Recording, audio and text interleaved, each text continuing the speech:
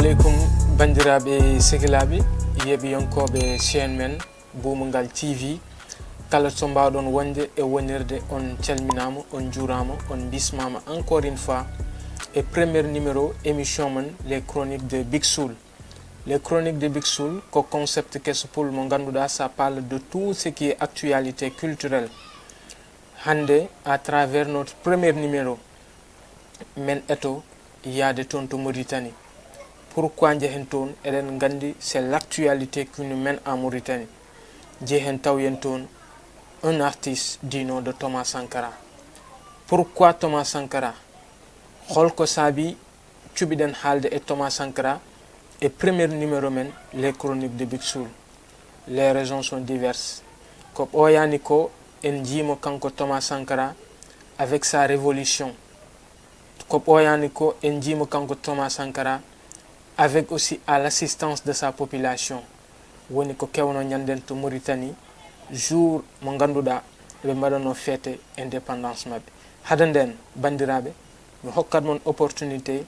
jehen jeeɓoyen une petite vidéo woto yejjite e wadde abonné mbaɗon partager mbaɗon kadi aussi tami commentaire saabu ɗum en hokka min doole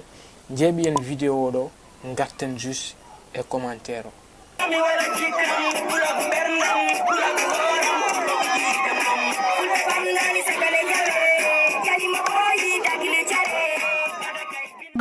Novembre, 28 novembre,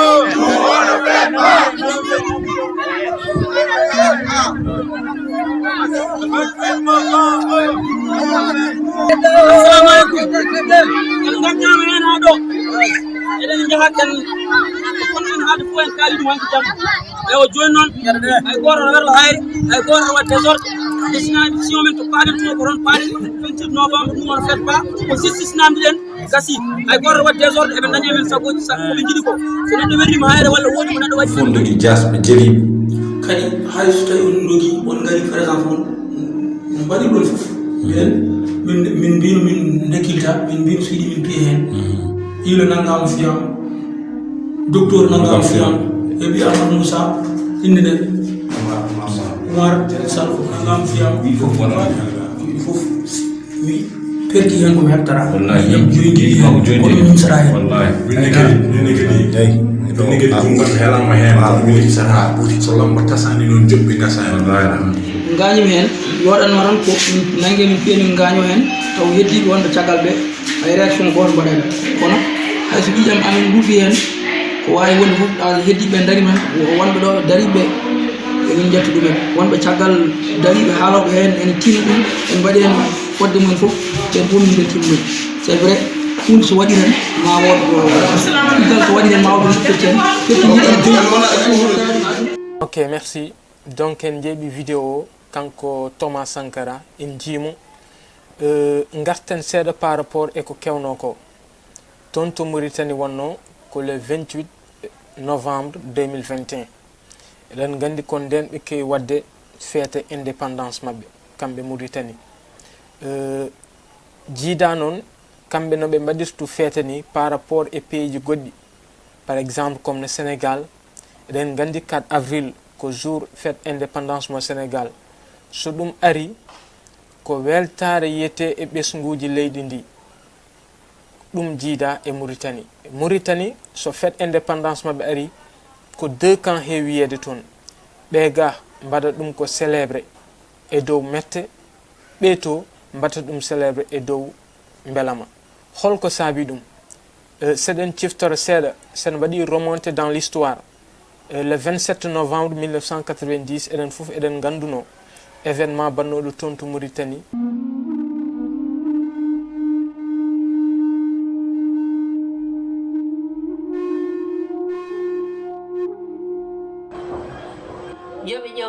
yoɓe ƴewtan yeruji aduna o no addirini en aduna o waɗata ni sabu ɓe jii warno ɓimɓe fof nono ñaawe so tawi noon leykal Mauritanie kal famɗini maadi ɓeɗo sagataɓe minen min famɗinani maadi sagataɓe amen kamɓe ɓe jooɓi wargoji sukaɓe amen emin payi juuɗe mabɓe amen juuɗe amen e mabɓe ɗo ha Allah mutta walla haɓe mayɓe tawoyaɓe to min mbaɗi 4 mois woodi hen temedde nayi ni duttina e larme ɓen gadi ho yaltude min jodi kono wona à peu près au moins walla hedde 15 jours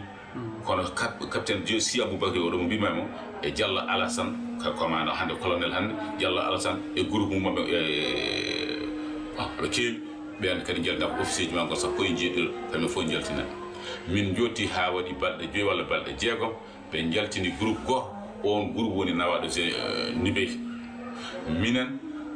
ena wayno ko min capanɗe jeegom e tar ko minen goni jugé minen keddino ɗon capanɗe jeegom e taro ɓe ene waɗi de militaire ene waɗi de gendarme ene waɗi de civil minen goni heddiɓe toon minen ponno jugeede min keddi ɗon ha ñande jamma so weeti ñande jamma so weeti ene wona julde korka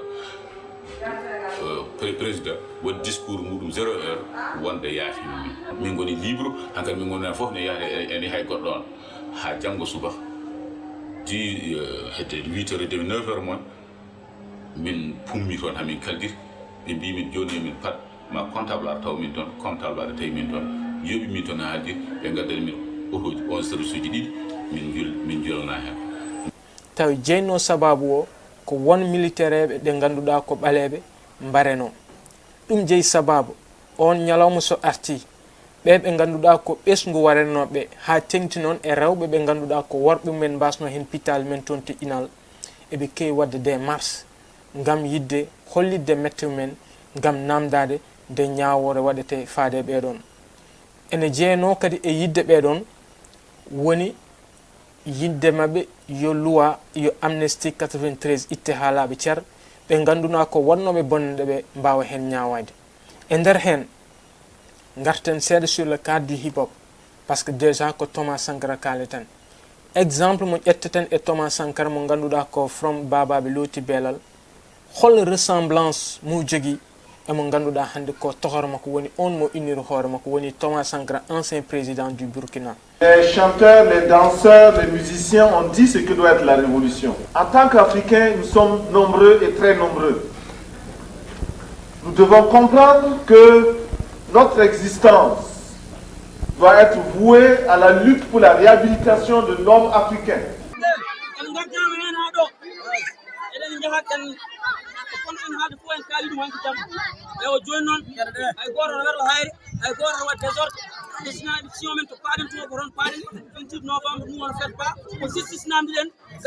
Nous devons mener le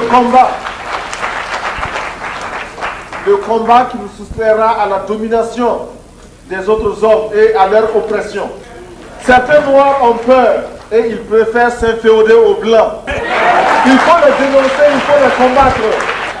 Nous devons être fiers d'être Noirs. Ressemblance uji ɗiɓi jogdi ene heewi. Des fois français ene heewide Lazare n'existe pas. Mi heewani jabde oɗo proverbe. Mais à travers ko jimi ɗo e Thomas Sankara ko woni Thomas Sankara gonɗo babaɓe o, je commence à confirmer ce proverbe. Lazare n'existe pas. Nde tawno kanko Thomas Sankara, il est né le jour mo ganduɗa hande ko nden Thomas Sankara from Burkina Faso sanki.